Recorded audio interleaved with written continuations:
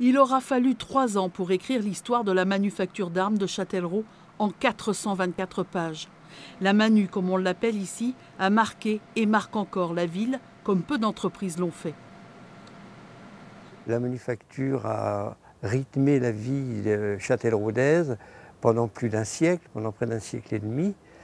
Et sa disparition a été ressentie comme un véritable traumatisme parce que c'était vraiment tout un pan de l'histoire de la ville qui disparaissait. Suite aux défaites napoléoniennes, Louis XVIII décide de fermer les manufactures de l'Est de la France, trop proches des frontières. En 1819, première construction de la Manu à Châtellerault, près de l'embouchure de l'Envigne. La manufacture n'a cessé d'évoluer durant 150 ans, avec un fil conducteur, les ouvriers, les manuchards. Le livre s'intéresse aux conditions sociales et notamment aux femmes.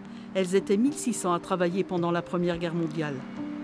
Les femmes étaient exploitées, particulièrement pendant la Première Guerre mondiale, mais aussi pendant la Seconde Guerre mondiale.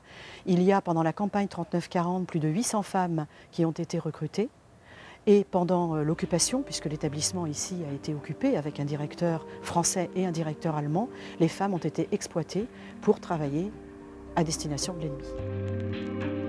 150 années d'activité pendant lesquelles la manufacture a mis au point des techniques et des armes comme le Lebel en 1886 ou encore la fabrication en 1828 d'un sabre alsacien d'infanterie. La Manu a fermé ses portes en 1968, laissant la place à un musée automobile. Aujourd'hui, l'histoire de la Manu est préservée et fait partie du patrimoine châtelleraudais.